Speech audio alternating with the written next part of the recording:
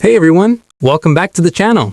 In this video, I'm going to show you how to buy crypto on Robinhood step by step in a simple and beginner-friendly way. So the tutorial today is how to buy cryptocurrency using the Robinhood app. Before you can buy crypto, you'll need to have funds in your Robinhood account. First, open the Robinhood app. From the bottom right corner, tap on the Account tab.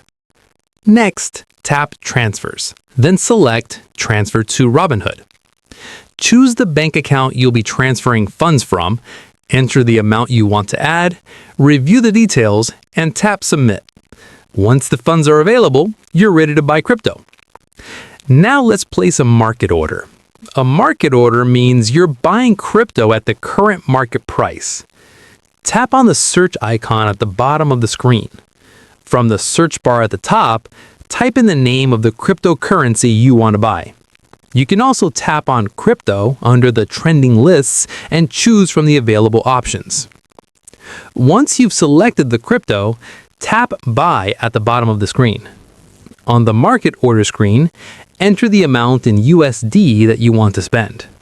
Robinhood allows you to buy fractional amounts, so you don't need to purchase a full coin.